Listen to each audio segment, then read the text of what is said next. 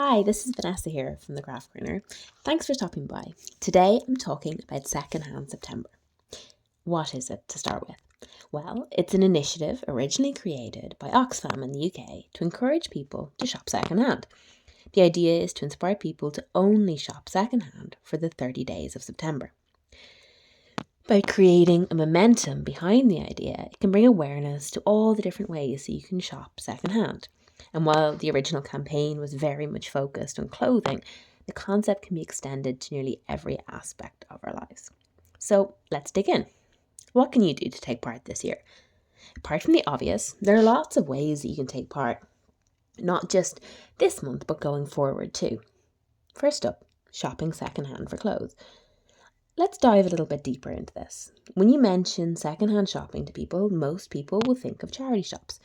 And that's definitely a fantastic option, but it's not always available or the best option for people.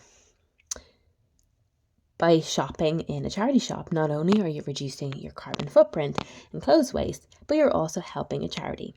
A win-win. But there are so many other resources for shopping secondhand that people are not aware of. And here is a great list of resources that I myself use to shop secondhand instead of buying new. Now, I'm not saying don't use a charity shop, but the more options you have, the more likely you are to be able to find what you are looking for secondhand instead of having to buy the item or items new. First up is online marketplaces. Now, this is Irish specific, but one that I use myself is Adverts. This is my favourite, and I sell or give away a lot of items on there myself. It's a brilliant way to declutter and put some extra cash in your pocket.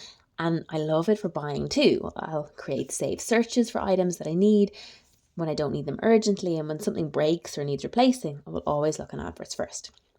For example, at the weekend, our blender broke, and while I tried to fix it, it was unfortunately beyond repair. So I started searching Adverts.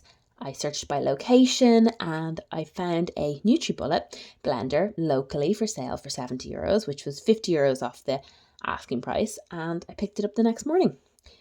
A top tip I will give you is to always check the seller's reviews to make sure that they are legit, that they've gotten good reviews, and be very careful about buying secondhand electronics online, especially phones and computers.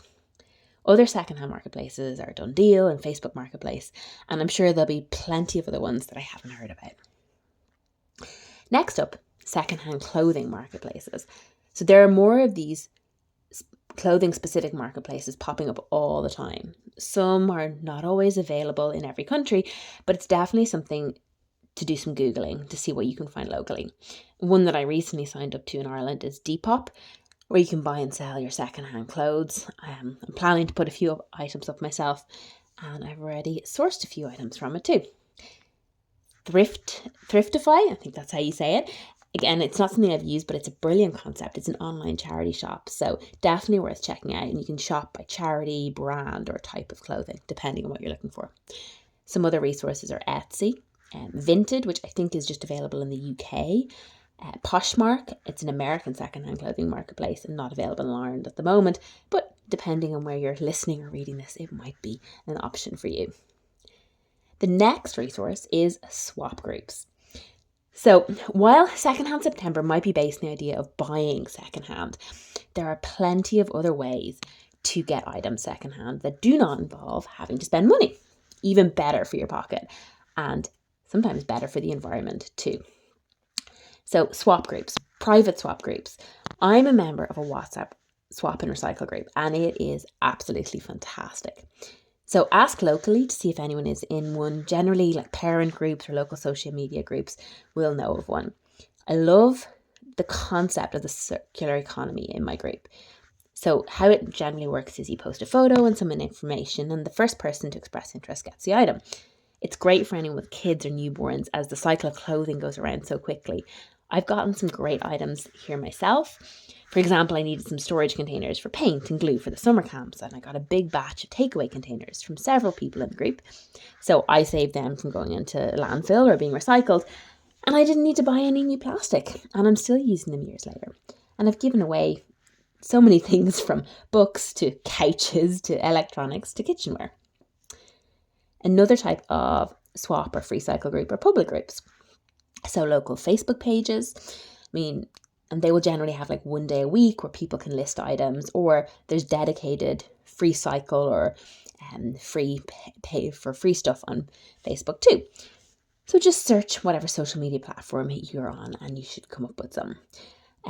Top tip for that is if I'm listing something, I always say no DMs. It's just way too hard to keep track of.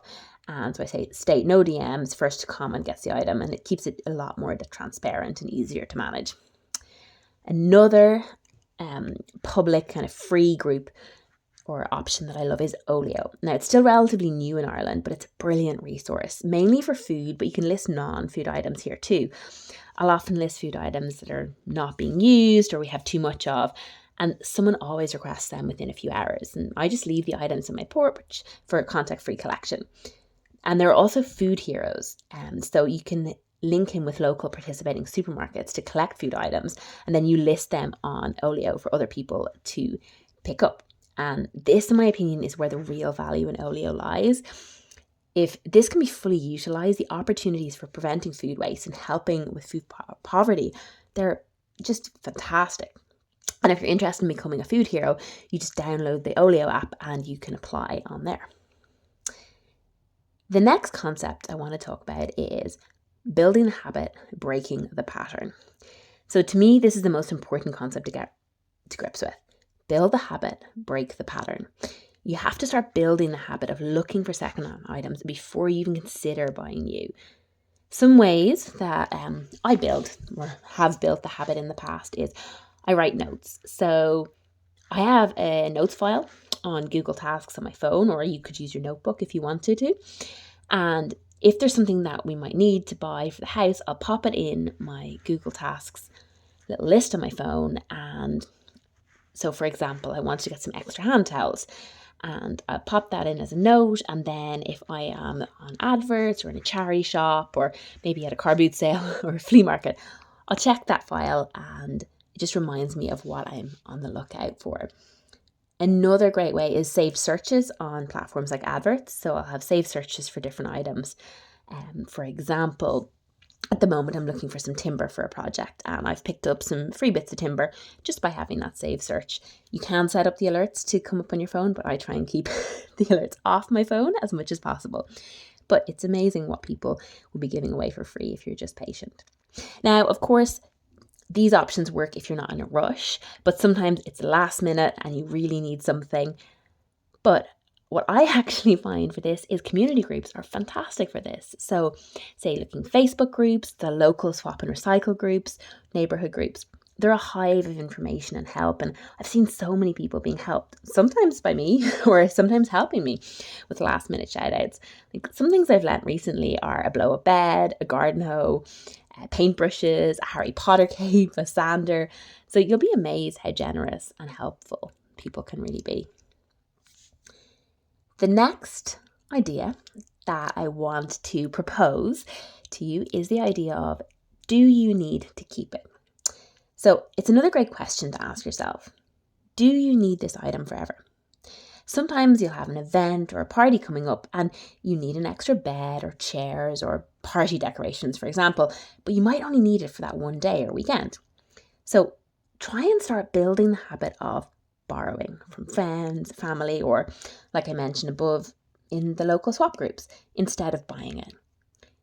There are also fantastic businesses popping up where you can rent items like dresses, clothes, or the traditional renting of tools. And this is fantastic, especially for formal occasions like weddings. In the blog post, I list some articles where they recommend different rental companies. Use what you already have. So if you expand out from the idea of shopping secondhand, which is what Secondhand September is all about, you have this radical concept, one that I struggle with myself, of not shopping at all. And the best way to start this is by using what you already have. So some ways to kickstart this are do a decluttering challenge. I'll sometimes set myself this challenge to use everything I have before I buy new. So for example, a few years ago, I set the challenge to declutter my bathroom cupboards. The first step was taking everything out, laying it all out on the bed and sorting it into keep, pass on, or this is so old, it's now slightly radioactive and I'm not sure it was that colour to begin with. So the items that I was getting rid of, some I brought to a cosmetic recycling bank. So when I was doing this, the Boots store near me had a place where I could recycle cosmetic containers. And depending on where you live, it's just worth seeing if that's available. There's companies like TerraCycle that have recycling programs for that. I know in Ireland they're not as readily available. Then the items that I was passing on, I got rid of a lot through my local Swap and Recycle WhatsApp group. Some items you could post on Olio, maybe Facebook Free Cycle pages, and I think most of everything was open, but there was a couple of brand new things that you could pop into the charity shop as well. And then I started using up everything that I had, all the random creams and lotions and everything in the cupboard. And I have to say now I have a much more organised bathroom. I've stuck to that system. I haven't gathered so many things again. I have baskets to hold unopened new items, and I'll go through them every now and again and check what I'm going to use, if I'm going to use them or not. And if not, they go on my swap group. I really love challenges like this. It really helps me declutter and also just realize how much you already have. Like when I was doing that challenge, I won't even tell you how many soaps I had. So it's definitely something that I was saying around Christmas time, especially to my family, please don't buy me any more soaps. One thing that we're really passionate here about at the Craft Corner is nurturing a circular economy. Borrow and loan, mend and repair, use what you have, make and make do. So I'm going to say that again. Borrow and loan, mend and repair, use what you have, make and make do. Mending and repairing. I mean, of course, given the courses I teach, I'm obviously a big fan of mending and repairing your clothes or household items. I will always try and fix something before I throw it out. And YouTube is a fantastic resource for this if you're not sure of how to do something. And yes, it does take more time, but it's incredibly satisfying. And sometimes it can even save you time if you have to get in your car, drive somewhere and deal with traffic and crowds and people. And it's far kinder to your bank balance and the environment. So again, it's a win-win in my book. And if it doesn't work, what have you lost? Maybe an evening or a bit of time that, if I'm honest, I probably would have spent on Netflix. And if it does work, you've gained a new skill, saved yourself money, and you've saved something from the landfill as well. So I hope that you've enjoyed listening to this and I want to thank you so much for taking the time. As you can probably tell, it's a topic that I'm very passionate about. I'd love to know what you think. Are there any habits that I've mentioned that you already do in your daily life? Are there any that I didn't mention that you think are good ideas? Or are there some new ones that you plan to try out? So you can leave a comment below or send me a message. I can't wait to hear from you, and happy secondhand September. Bye for now.